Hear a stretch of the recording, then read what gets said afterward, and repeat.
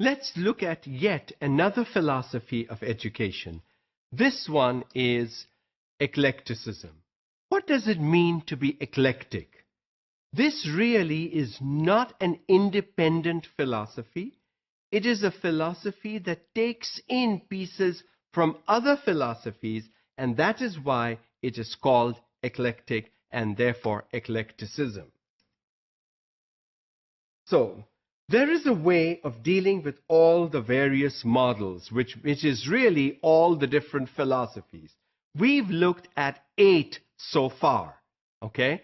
And how do you put these philosophies together somehow?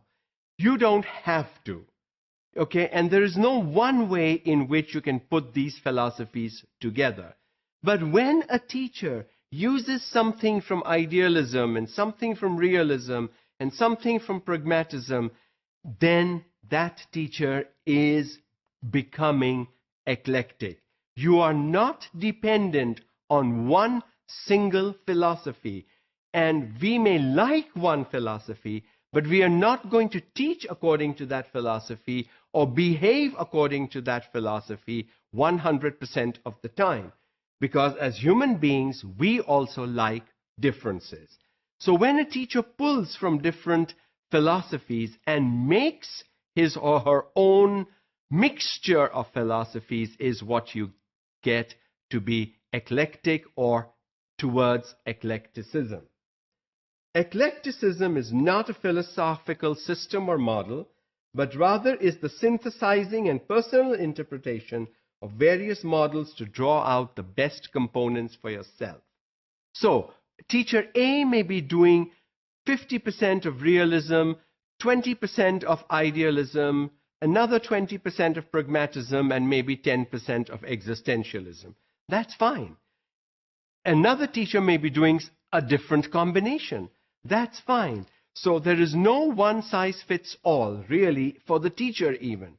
As long as you're pulling resources from different philosophies, as long as you play the different roles of the teacher, as long as you use the teaching methods under those varying philosophies, every so often you are getting to be an eclectic teacher. Now, this is what in the 21st century we would like teachers to be.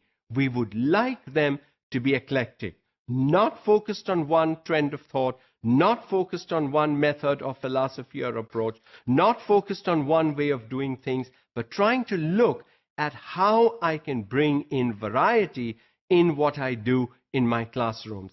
And what 2, 3, 4 teachers may be using realism, but may be using different pieces from realism. So even that makes a teacher eclectic. Just because my friend teacher A is using XYZ from realism, I am not using XYZ, but I'm using ABC from realism.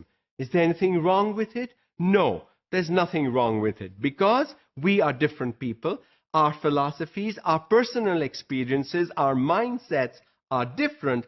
We will pick up different things from different philosophies. And that is exactly what makes a teacher believe in eclecticism. Thus, you pull the best from various models in an effort to build your own statement of personal philosophy. Even if you don't build your own statement, even if you cannot say what your own personal philosophy is, you can still be able to justify why you use something from realism, something from idealism, something from pragmatism, and so on. As long as you can justify and reason why you picked those things, I think you're on your way to writing your own philosophy statement. Though the writing of the statement is not important. A lot of teachers have lots of things written down, but they never come into the classroom.